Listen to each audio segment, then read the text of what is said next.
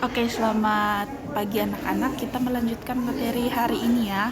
Ini bagian terakhir dari pembelajaran kita di aritmetika sosial gitu ya. Tentang pajak dan bunga. Nah, ini Ibu yakin anak-anak sudah sering dengar. Oke, anak-anak sepanjang mendengarkan video ini tolong anak-anak mencatat pokok-pokok penting dari yang Ibu jelaskan. Dan juga nanti di contoh soal itu wajib ditulis ya, seperti itu. Oke, nah pertama kita bahas dulu tentang bunga ya. Kalau anak-anak ada yang menabung di bank atau mungkin punya keluarga yang menabung di bank, maka tabungan kita itu akan mendapat tambahan ya, walaupun cuma sedikit ya, tapi dapat tambahan. Nah itulah yang disebut dengan bunga gitu ya, bukan bunga asli. Nah pun kalau misalnya kita meminjam uang di bank, jumlah yang harus dibayar itu akan sedikit lebih besar dari yang dipinjam sebelumnya, karena akan ada juga tambahan yang disebut dengan bunga seperti itu ya. Jadi kurang lebih bunga kita bisa definisikan sebagai tambahan harga atau tambahan biaya ataupun tambahan tabungan yang bisa kita dapatkan ketika kita menabung di bank seperti itu. Oke, jadi kalau kita mau menghitung bunga kurang lebih seperti ini. Jumlah uang tabungan kita di awal kita sebut dengan modalnya kita gitu.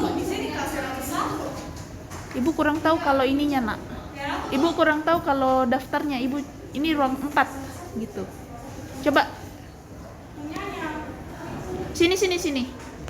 Punya siapa? Oh ya, sini Bu. Pegang aja ya. Terima kasih, Nak. Iya, maaf ada interupsi ya. Oke anak-anak, jadi uang kita di awal itu kita sebut dengan modal ya, seperti itu.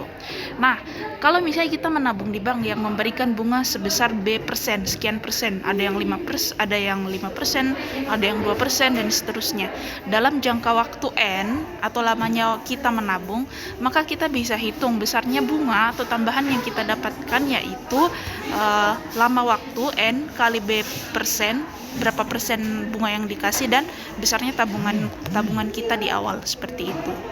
Nah di akhir nanti kita bisa tambah besarnya bunga yang kita dapat ditambah dengan tabungan kita di awal, itulah besarnya tabungan kita di akhir.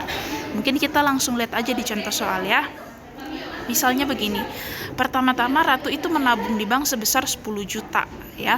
Nah kebetulan bank tempat dia menabung itu memberikan bunga sebesar 10% per tahun. Oke. Nah jika Ratu menabung 2 tahun, kira-kira berapakah besar bunga dan tabungan akhir yang didapatkan oleh Ratu? Seperti itu kira-kira. Nah pertama mari kita jawab. Ingat ya bahwa kita menghitung dulu besarnya bunga yang didapatkan atau besarnya tambahan yang bisa didapatkan oleh Ratu dengan cara rumus seperti yang Ibu sudah jelaskan ini. Oke, N itu adalah 2, B persennya itu berapa bunganya itu, yaitu 10% per tahun. 10% itu berarti 10 per 100 dikali M-nya itu modalnya, tabungannya di awal, yaitu 10 juta. Jadi 2 kali 10 per 100 kali 10 juta. Dapatlah dia 2 juta. Jadi selama 2 tahun Ratu itu mendapatkan bunga sebesar 2 juta atau tambahannya itu sebesar 2 juta.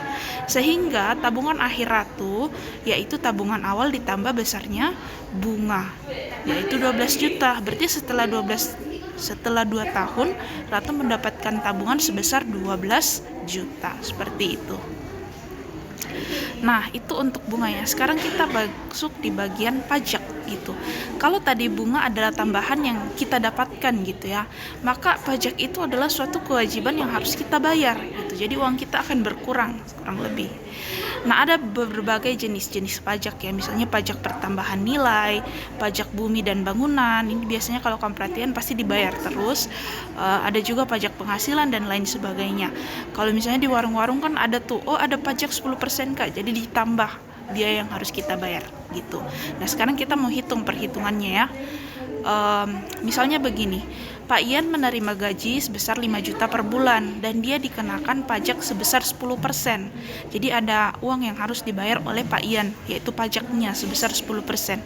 Jadi berapakah gaji bersih atau sisa gaji yang diperoleh Pak Ian setiap bulannya? Nah pertama kita lihat itu besarnya pajak itu 10%, berarti 10 kali 100. Nah besarnya pajak ini kita kali dengan gaji di awal atau harga di awal gitu, yaitu 5 juta. Dapatlah dia 500.000. Berarti gaji Pak Ian harus dipotong 500.000 untuk membayar pajaknya dia. Nah, berarti sisa yang diterima oleh Pak Ian ya udah tinggal gaji awal dikurang pajak yang harus dibayar. Sisa 4.500.000. Itulah gaji bersih yang diperoleh oleh Pak Ian. Seperti itu kira-kira ya.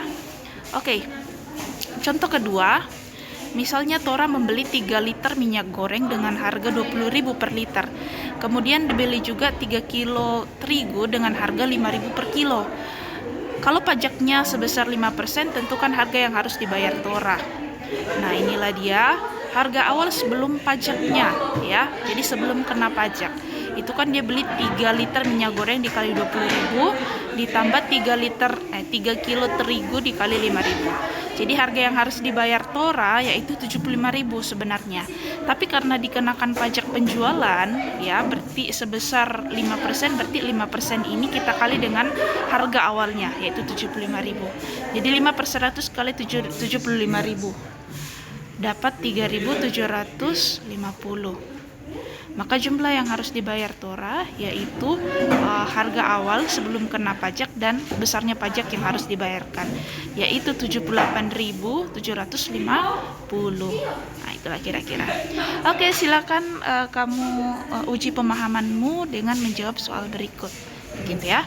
Terima kasih anak-anak. Selamat belajar. Tuhan Yesus memberkati.